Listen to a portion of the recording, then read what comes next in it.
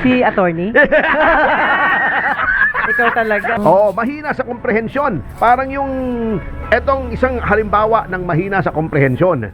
Sabi ni Pangulong Duterte, gusto daw niyang magkaroon ng rice tarification law para bumaba ng 7 pesos ang presyo ng 1 kilo ng bigas. Anong ibig sabihin yan? Kung 30 pesos ang bigas, 23 na lang. magiging 23 na lang. Yes. Yung isang ali, sabi niya, ang pangako daw ni Duterte, gawing 7 piso 1 Ala. kilo ang bigas. Yun ang komprehensyon niya. Hindi ba Mali. functionally illiterate yun? Ayun. Sino yun? Sino yun? Si attorney? Ikaw talaga. Hindi ba ka-comprehend nga? Oh my. Sinususpindi naman agad.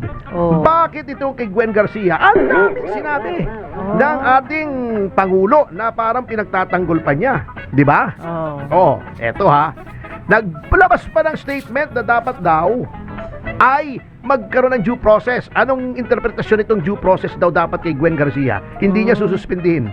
Na ngayon, nagpahayag naman si Gwen Garcia, hindi daw siya bababa. Can you imagine ang kapal ng mukha nitong mga taong ito? Ganun. Na ina-undermine nila ang authority ng ombudsman, na ang papel ng ombudsman sa ilalim ng saligang batas, ha? Sa ilalim ng saligang batas ay magdisiplina ng mga public officials na hindi kaya ng ibang ahensya. At kaya nga may preventive suspension para habang ang isang public official ay iniimbestigahan, ay bumaba siya sa pwesto para hindi niya masira yung mga ebidensya, ma-impluwensyahan, takutin yung mga testigo, maggamit ang kanyang poder para mapagtakpan yung whatever crime that he or she is being charged with. Ba't yung iba? Pagka pinasususpend ng ombudsman, sinususpindi agad. Opo. Ini-implement agad ng DILG. DILG po nagsususpend yan. Alam ko yon kasi galing ako DILG eh. Pero parit, ba't yung iba? Suspendido agad. Bakit pagkakaalyado? Ha? Due process. Ha? Elected daw ito. Siyempre, lahat naman ng siyempre, official, marami naman sa sinususpindi ng ombudsman elected eh. Meron ding appointed, meron ding elected, di ba? May mga congressman pa nga eh. O, hindi ba si Joel Villanueva? Pinasuspend si El Rey Villafuerte, sinuspend, sumunod. Si El Rey Villafuerte, sumunod agad. Sabi niya, 60 days, sige. Umpisahan na natin para tapos na. Bakit ito? Bakit katangi-tangi ito? Pinoproteksyonan ng Malacanang. Wala na talagang galang sa saligang batas ang ating administrasyon na ito. Hindi, pag nakakapit ka sa mataas, ganun talaga, sir. 6 months preventive suspension of Garcia. Ayun. Yun. Ngayon, ginagawa nilang politika. Anong po politika ni Ombudsman Martinez? Pababa na yan. Ilang buwan na lang yan, bababa na sa pwesto. Magre-retire na yan. Ba't mamumilitika pa yan? Anong mapapala niya? Bago mag-insinuate pa itong si Garcia, politics, tumakbo pa sa Malacanang. Itong Malacanang naman, ha? May amat yata yung, bangag yata yung nag-advise kay Pangulo na gawin ito kasi nasira siya rito nasira siya. Napakahalay, Mr. President. Kung sino man nagpayo sa inyo nito, kutusan nyo at sundutan nyo ng kawayan sa puwet. Kasi pinahama kayo. Parang nawawala na yung kredibilidad ng Pangulo dahil wala nasisira talagang talaga. politika na. Yung DOJ ang politicized. Yung DILG ang politicized. Sige, sirain nyo ba yung konstitusyon? 3 taon na naman kayo. Tingnan natin kung paano paalaala sa inyo. At paano kayo maaalala ng ating taong bayan para nangyari kay Noynoy. Pero kung may Noynoying, mas malala pa daw. Ito ay nakakabahala ito. Itong balitang ito, na itong impormasyon na ito ay nanggaling sa tanggapan ng ating senador na si Win Gatchalian, Sherwin Gatchalian. Alam mo ba? Hindi po. Na may mahigit na 24 na milyong Pilipino na ang edad ay pagitan ng 10 at 64 years old na functionally illiterate. No read, no write? Hindi naman.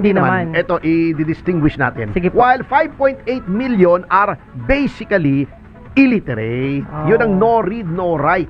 Ito ang hinayag ni Senator Sherwin Gatchalian noong nag-hearing last Wednesday sa Senate Committee on Basic Education. Nakakalungkot ito. Totoo po. Ito pala ang difference. Yung basically illiterate ay 5.86 million ang bilang. Cannot read, cannot write, cannot compute. Hindi pwede magkwenta. Paano malalaman ito magbabayad ng load kung magkano sukle o nagpapadala sa GCash? Correct. Ano man yan? Hindi marunong. Alam mo noon sa Cavite City, meron kaming konsihala. Opo. Ang tawag nila si konsihala Nori. Kasi no read, no write eh. Ganon. Konsihala yun, nakalimutan ko na yung pangalan eh. Oh, walang biro. Tawalan niya si Talaga? Councilor Nori. Sabi ko, ba't Nori? Hindi naman Nori ang pangalan niya na. Hindi, Nori, no write eh. Pero naging councilor? Oo. Ang galing naman. Di ba ang isa sa mga requirements for public office is able to read and write? Yes. Oo, bakit yun- nakapasok yun daw ay basically illiterate. Nori nga eh. Oh. Baka naman Malakas. functionally illiterate lang. Ayun, yun lang. Ang functionally illiterate pala ay marunong sumulat, Opo. marunong magbasa, marunong mag-compute at nakakaintindi ng konti, pero yun lang, hanggang doon lang. Yan. Marunong sila na makaintindi ng mga simpleng mga bagay. Halimbawa, kumusta ka? Sabihin niyo, Opo. mabuti po. Marunong silang magsulat ng basic na message. Halimbawa, siguro mag-fill up ng application, Form, yes. no? Mga form. At yung mga basic sa mathematical function, siguro addition, subtraction, Yeah. multiplication, division. Opo. Halimbawa, bumibili sila. Pagbili nga po ng 20 pesos na kamatis, 30 pesos na kamote, at 5 pisong let's say sibuyas. Yan, di ba? O magkano? 55 55 na yun. yan, alam nila. Magbibigay sila ng 100 pesos, alam nila, ang dapat isukli sa kanila ay 45. Yes. Yan. Pero hanggang doon na lang. Oh, mahina sa komprehensyon. Parang yung etong isang halimbawa ng mahina sa komprehensyon.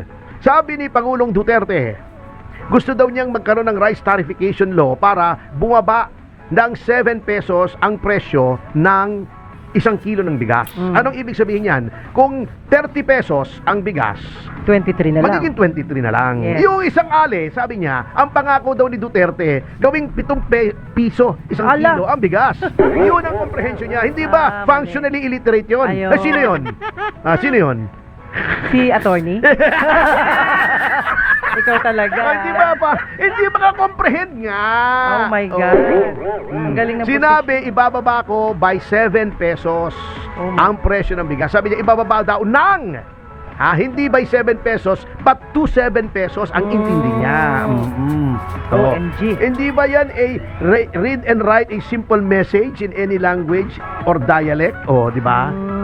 Di ba? Oh, di ba? Hindi, buti pa daw yung functionally illiterate. Marunong mag-compute siya, di eh. Pero hindi na natin sasabihin Okay, Hindi na na nila mali kilala ang yun. komprehensyon niya. Opo. Itago na lang natin sa pangalang Attorney. Attorney Castro. Hindi nila ma-identify para di tayo malalim. Ako ipakilala. So nakakalungkot po ito na dapat solusyonan ito na yan ay sumasama ang edukasyon. Samantalang, ayun, yung pinanggalingan ko kahapon, Opo. highest literacy rate. May dalawa sila nasa top 10 na top universities. Opo. Yun in Asia. Tayo wala sa top 500. Top 500 na, wala pa tayo. Wala pa Sila tayo. may dalawa sa top 10. Oh, grabe. Doon ang basic language, ang medium of instruction ay English. Sumakay ka ng taxi, kausapin mo ng English yung driver, marunong mag-English, fluent. Wow, fluent. At hindi naman ganun ka-fluent, but conversational. Nagkakaintindihan kayo. Opo. Dito, foreigner, sumakay sa taxi, kausapin mo. Kasi nga, ginawang Tagalog ang medium of instruction. Bakit? Wala naman marunong mag-Tagalog kundi tayo. Bakit mo gagawin Tagalog? Ano mga mali eh. Anyway, bago magalit ang bigote ko, konti naman at manilis pa. Ay,